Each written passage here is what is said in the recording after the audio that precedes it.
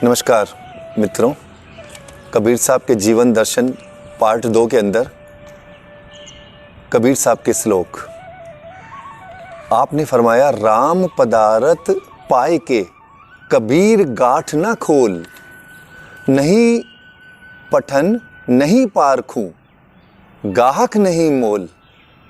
आपने फरमाया है कि दिव्य पदार्थों की और दिव्य ज्ञान का अनमोल खजाना की गठरी जो तेरे पास में है, तो उसे सार्वजनिक रूप से मत शो कर। वो तेरा अनमोल खजाना है, वो तेरा कहीं भी किसी भी बाजार में बिकने वाला नहीं है, उसकी वैल्यू कोई नहीं जानेगा।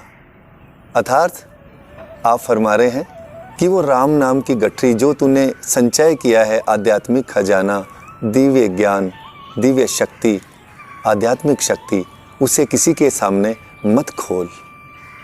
आप आगे फरमाते हैं, ना हम किया ना करेंगे, ना कर सके शरीर, न जाने हर क्या किया, भयो कबीर कबीर। आप फरमा रहे हैं कि न जाने उस हरि ने क्या चमत्कार किया कि लोग मेरी प्रशंसा कर रहे हैं, जबकि वास्तव में मेरे शरीर में इतनी शक्ति नहीं है कि मैं कुछ सेवा के कार्य कर सकूं। ना हम किया ना कर सके शरीर, ये शरीर नहीं कर सकता बिना उस परमात्मा की रजा के।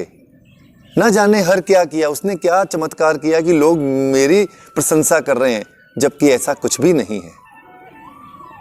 आगे आपने फरमाया है कि 12 वर्ष बालपन बीते, 20 बरस कुछ तप न कियो, 30 बरस कुछ देव न पूजा, फिर पछताना बिरद भयो, मेरी मेरी करते जन्म गयो।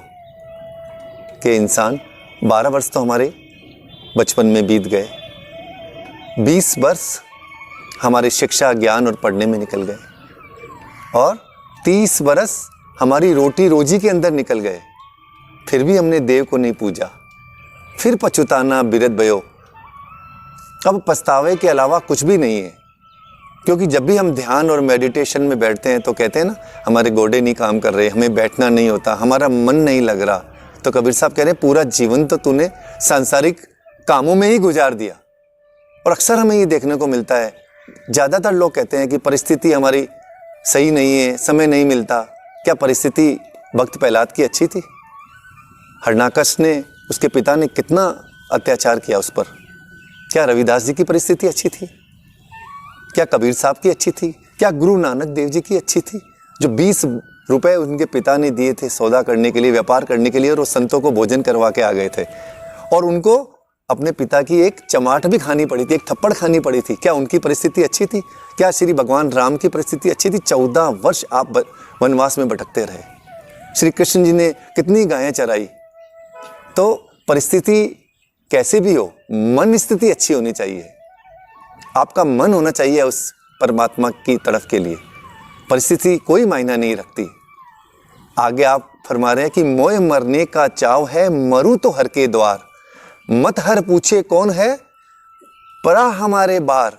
आप फरमा रहे हैं कि ये सही है, 84 लाख योनियों के बाद जो मनुष्य जन्म मिला है, और अंततः हमें उस परमात्मा के पास पहुंचना है। तो आप कह रहे हैं कि मेरे मन के अंदर बड़ा उत्साह है कि हे प्रभु, हे ईश्वर, मैंने आध्यात्मिक इतना खजाना इकट्ठा कर लिया है, बस मुझे यहाँ से जाना है और आपके पास पहुँचना है। बस इतना करना, इतना होना चाहिए कि वो हरि ये ना पूछे भाई मेरे द्वार के बाहर कौन पड़ा हुआ है। अपने आप में मेरी आध्यात्मिक शक्ति, सत्संग, सेवा, सिमरन, वो मेरा परिचय दे। आपने फरमाया है कि माटी के हम पूतरे, मानस राख्या नाम, 4 दिवस के पाँव ने वडवड रूदा उठाऊं। हम माटी के पुतले ही तो हैं, और बार बार वो जिस तरह वो कुमार बनाता है ना, मिट्टी को इकट्ठा करके फिर उसके खिलौने बनाता है, फिर मिट्टी को भिगो के, तो बार बार हम लोगों का भी ऐसा ही, हम लोग अवतरित होते हैं, फिर नाश होता है, फिर अवतरित होते हैं, और फिर ख़त्म होते हैं। तो यही चीज़ें हमें कबीर साहब अपने दोहों में समझाते हैं कि जो हमारी परिस्थिति है, ना जाना कब मरेंगे कैसा मरना होए, जेकर साहिब मनो ना विसारे, तो सहले मरना होए। न जाने कैसा मरना होगा, क्या हमारी मृत्यु अस्पताल में होगी, क्या किसी दुर्घटना में होगी, क्या स्वाभाविक होगी, क्या हमारे घर पे होगी। कबीर साहब कह रहे क्या जाना कब मरेंगे, कैसा मरना होए, कैसा मरना होए। जेकर साहिब मनो ना विसरे, वो ठाकुर, वो ईश्वर, वो रब, वो खुदा अगर हमारे मनों के अंदर विराजित है तो हमारे सहला मरना होए, मतलब बहुत आराम से हमारी शरीर से वो आत्मा अलग होगी, कोई भी हमको दुख नहीं होगा। दोस्तों, कबीर साहब के बहुत सारे श्लोक हैं। ये ज़्यादातर श्लोक गुरु ग्रंथ साहब के अंदर दर्ज हैं। मैंने कोशिश किया है कि उनका हिंदी में अनुवाद करके आपके सामने प्रस्तुत करूं। नमस्कार।